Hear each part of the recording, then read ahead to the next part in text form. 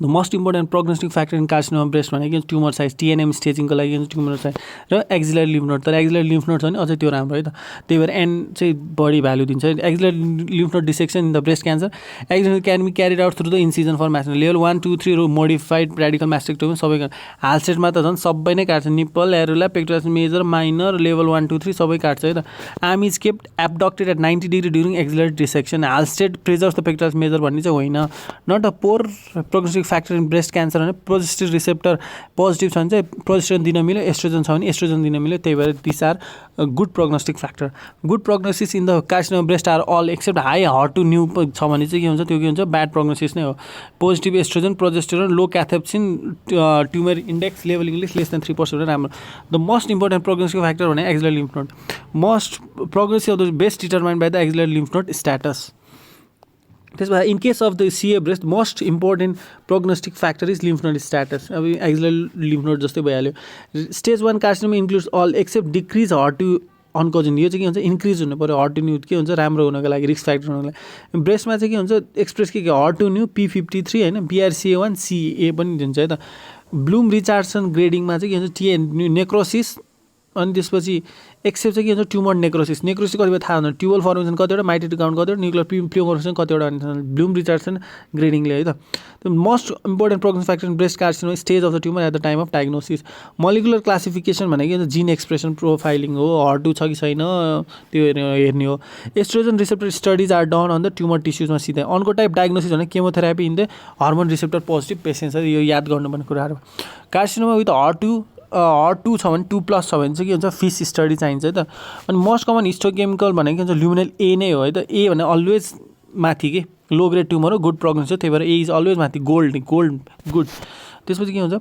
pore prognosis of the breast cancer overexpression of the हट two neu होइन increase receptor expression त्यो भने राम्रो भयो त्यही भएर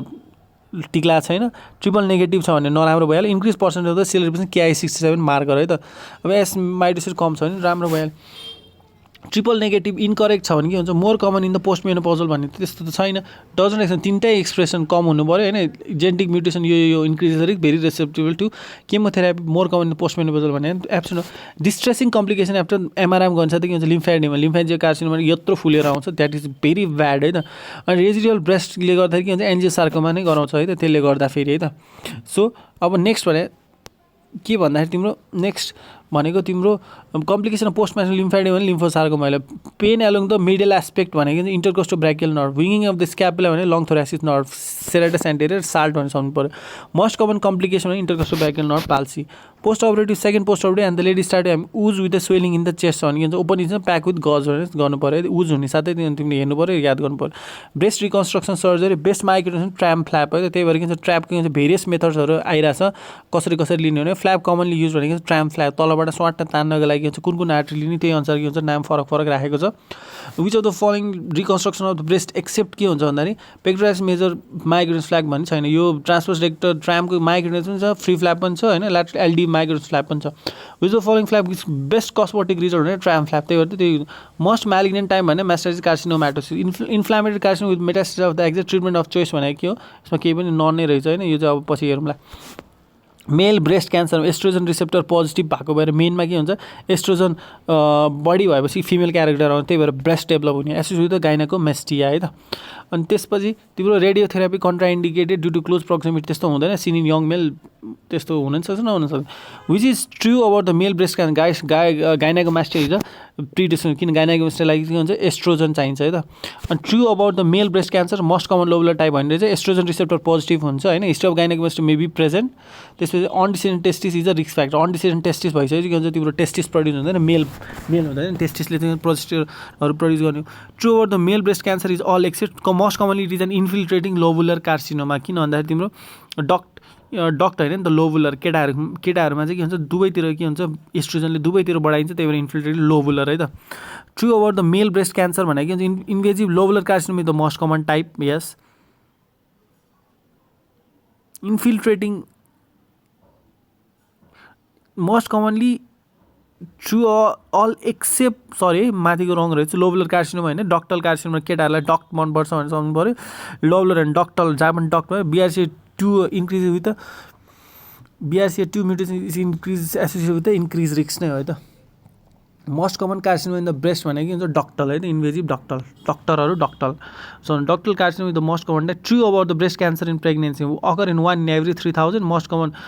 गाइनेकोलोजी non gynaecology ductal carcinoma most common जेसुकै होस् डक्टल कार्सिनोमा नै बढी होइन मन्डर्स डिजिज भने thrombophlebitis of the superior veins of the breast है त treatment of choice of ductal papilloma भने माइक्रो अडक्टोमी त्यसलाई नै के भन्छ ह्याडफिल्ड अपरेसन भनेर भन्छ स्लिट सेप निपल भनेको चाहिँ के हुन्छ स्लिट सेप निपल भनेको के हुन्छ डक्ट एक्टेसिया सिङ्गल डक्ट जस्तै देखिने सिङ्गल डक्ट भनेको के हुन्छ एक्टेसिया भइहाल्यो त्यसपछि left breast with bloody discharge duct ectasia छ भने ह्याडफिल्ड अपरेसन गर्ने हो त्यसपछि युजिङ अ फाइन पोप small lactiferous is excise what is the name of the Hadfield sign seen in the last ductal papilloma भनेको हुन्छ निपल डिस्चार्ज हो किनभने डक्टबाट के आउँछ डिस्चार्ज त आउँछ नि होइन सिस्टोसार्कोमा फाइलोइड्स भने चाहिँ के हुन्छ तिम्रो यङ वुमेनमा देखिन्छ वाइड एक्सिजन गर्नु पऱ्यो मार्जिन देख्यो भने सिस्टोसार्कोमा फाइलोइड्सले के पनि गर्नु यो हेर्दाखेरि सिस्टोसार्कोमा फाइलोइड्स चाहिँ भयो होइन यसमा चाहिँ वाइड लोकल एक्सिजन गर्छ सिम्पल मास्टेक्टोमी पनि गर्न सक्छ है त बेस्ट ट्रिटमेन्ट अप्सन तर के हुन्छ बेस्ट के हुन्छ सिम्पल मास्टेक्टोमी गर्दै आनन्द sister treated by simple mastectomy simple छ सिम्पली उडाइदिने true of system phyllodes it is usually bulky and may fungate through the skin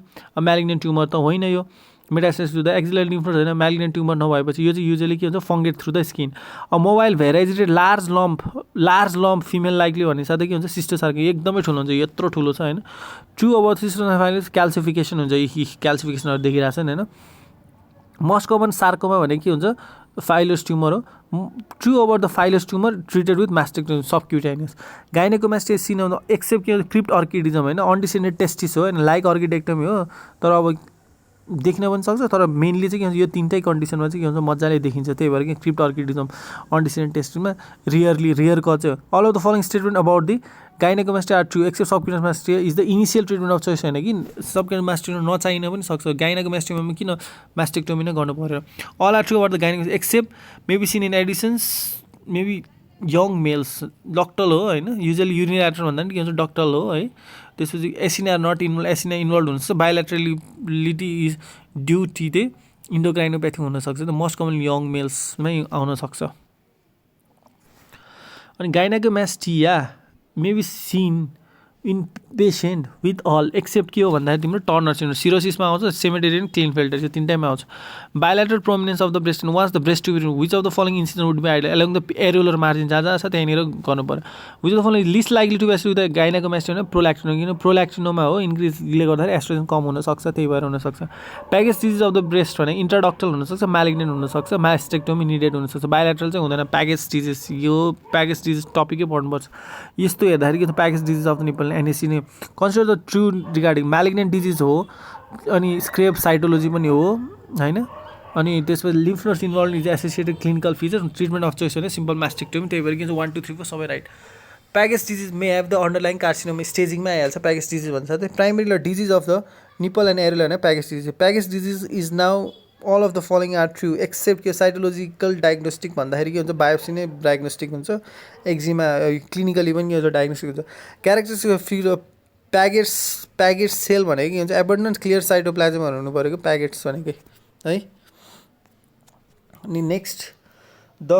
true about the package disease of the nipple always there is a underlying carcinoma always भइहाल्छ स्टेजिङमै use हुन्छ त्यही भएर 1% underline carcinoma होइन कि त्यो सबैमा हुन्छ होइन following are true about the package disease except unilateral usually bilateral हुँदैन है फर्स्ट लाइन ड्रग फर मास्टाइटिसकै लागि हुन्छ क्लक्सेसिलिन हुन्छ लर्ज डेभलप फ्लक्चुएन्ट पेनफुल भन्छ त एब्सेस सम्झिनु पर्छ त्यही भएर इन्सिजन एन्ड ड्रेनेज फिभर पनि आएको छ अनि which of the following is not having underline malignant Paget's disease of the bone त्यत्रो अर्थमा पढ्दैन हामीले पढेन retromammary abscess arises from all of the अब हेर्दाखेरि सबैतिरबाट आउला जस्तो छ acute mastitis occurs during the lactation टोकेर चिजेर सबै बच्चाले गर्ने हो त्यही भएर एक्युट मास्टाइटिस हुन्छ ल्याक्टेटिक फिमेल छ ब्रेस्ट एब्सेस छ स्टाफ अरियस नै हो फर्स्टमा एएनडिआईमा के हुन्छ फाइब्रोइड अफ द ब्रेस्ट भने सोल्टरी मोबाइल म्यास मुसा हो गएको के गर्छ त्यसमा के हुन्छ पपकर्न क्याल्सिफिकेसन हुन्छ पपकर्न जस्तो यहाँनिर के हुन्छ यताउता देखाएर छ नि दिजालहरू त के हुन्छ पपकर्न क्याल्सिफिकेसन राम्रोसँगले हेर्नु होला premenstrual fullness in the breast 21 years unmarried female is fibroadenosis किनभने 21 years को छ प्रिमेच्योर फुलनेस एड केही भएको जस्तो लाग्छ फुलेको जस्तो लाग्छ है त cystic disease of the which one is true may turn into aspiration in the treatment cystic disease छ भने के हुन्छ एस्पिरेसन गऱ्यो आनन्द सकिहाल्छ the following are suitable for simple mastectomy except fibroadenoma fibroadenoma excision गरेर पुग्छ मास्टेक्टोमी गर्नु पर्दैन अनि के हुन्छ which of the following feature suggest benign भनेको चाहिँ टाइटली एरेन्ज हुनु पऱ्यो ductal epithelial with discohesive nuclear discohesive ductal epithelial sales हुँदैन एकदम टाइटली एरेन्ज भएर हुन्छ crack nipple maybe forerunner of the breast abscess बच्चाले टोकी ब्रेस्ट एब्सेसभन्दा अगाडि के हुन्छ क्र्याक पारिदिन्छ 50 इयर्स होइन फ्लक्चुएन्ट वेल सर्कमस्ट्राइज भन्छ सिस्ट नै त होला नि होइन सर्कमस्ट्राइज छ फ्लक्चुएन्ट 1.5 सेन्टिमिटर छ होइन फ्लक्चुएन्ट हुन्छ त सिस्ट होला लिम्फेटिक ड्रेनेज भने axillary internal mammary supraclavicular breast examination done early with family history of breast carcinoma अब 50 इयर्सको वुमेन छ complain of intermittent bleeding from the left nipple होइन त्यो भने कार्सिनोमा रुल आउट गर्नु पऱ्यो अनि त्यसपछि intermittent bleeding from the left nipple no mass is palpable mass palpable छैन blood ideal procedure in this case अब के हुन्छ intermittent bleeding from the left nipple छ भने के हुन्छ माइक्रोअडक्टमी त्यसलाई ह्याडफिल पनि भन्छ यो चाहिँ मैले मिस्टेक गर्न सक्ने भएको भएर 2-3चोटि हेर्नु होला टाइलेक्टोमी भने लम्पेक्टोमी भनेर हुन्छ all are true about the galactorrhoea associated with prolactinoma भन्ने हुँदैन found in pregnancy and lactation always bilateral galactorrhoea होइन दुवैतिरबाट के हुन्छ दुध आएकै गर्ने हो होइन सर्जरी इज डन भन्ने हो सर्जरी एसोसिएटेड विथ प्रोल्याक्टिनोमा यस होइन अनि जसले गर्दा सर्जरी गर्नुपर्ने हुनसक्छ हाइपोथाइरोइड एन्ड कज ग्यालेक्टोरिया पढेकै छैन त्यही भएर के हुन्छ याद गर्नु पऱ्यो large breast is not seen in cirrhosis भनेको स्कारिङ भएर सानो भइसक्यो हुन्छ 14 इयर्सको गर्ल छ होइन right breast has develop twice the left offer size अरू केही पनि छैन भन्यो भने भर्जिनल हाइपरट्रोफी नै होला Higginson sign of intraoperatively include all except none of the सबै हो प्यारासिटमल ट्युमर छ भने गर्नु पऱ्यो इडीमा छ भने नि गर्न मिल्दैन सेटेलाइट ट्युमल नोडल्स पनि गर्नु मिल्दैन प्रुभ सुप्राक्लेभिकुलर डिस्टाइल मेटास्टेसिस झन् गर्नै मिल्दैन unilateral amastia 90% of the with absence or यो भन्छ त पेक्टोरालिस मेजर नै के हुन्छ एब्सेन्ट हुन्छ त unilateral अमास्टिया लियोमाया sarcoma of the breast छ भने के हुन्छ वेल सर्कमस्ट्राइड मसलमा हो इन्क्याप्सुलेटेड हुन्छ मास्टेक्टोमी नै गर्नु पऱ्यो अहिले सार्कोमा भइसकेपछि फलोअप नट रिक्वायर्ड यस्तो हुँदैन एक्जिलर लिम्फ नोड डिसेक्सन इज म्यान्डेटेड त्यस्तो हुँदैन होइन मेटास्टेसिस बाई लिम्फेटिक च्यानल अब लियोमाया सार्कोमा चाहिँ हुनसक्ने चाहिँ ब्लड भेसल्सबाट किन भन्दा तिम्रो ब्लड भेसल्स हो नि त most frequent site of the accessory breast भने एक्जिला भइहाल्यो अब नेक्स्ट जुस्कास डिजिज भनेको चाहिँ क्रोनिक एरुलर एब्सेसमा हुँदा के चुस्ता हुने भनेको त्यही भनेको चाहिँ chronic areolar abscess lymphatic from the left quadrant of the breast into all of the following except anterior एक्जिलरीमा जान्छ सेन्ट्रलमा जान्छ एपाइकलमा जान्छ प्यारास्टलमा जाँदैन 35 इयर्सको छ पेनफुल ब्रेस्ट लम्प भन्ने साथै तिमीले के गर्नु पऱ्यो युएसए गर्नु पऱ्यो एब्सेस हो कि होइन पत्ता लगाउनु पऱ्यो in patient with breast pain primrose oil भनेको के हुन्छ हामीले 3 महिनासम्मको लागि हामीले पोस्टिङसम्मलाई दिने हो in sentinel node biopsy for breast cancer the most commonly injured nerve भनेको intercostal brachial nerve intraoperative sentinel node biopsy in axilla is done by using isosulfan blue dye भनेर दिन्छ होइन त्यसपछि sentinel node is done if breast mass but no palpable lymph node यदि palpable देखेकै छैन भने नत्र भने त you go directly for the axillary lymph node dissection नि त होइन त्यही भएर सेन्टिनल नोड बायोप्सी दिएर के हुन्छ मेल्फाइलिन ब्लू हालेर गर्ने radioisotope use in the sentinel node biopsy in the breast technetium colloid sulphur use गर्ने so with this thank you so much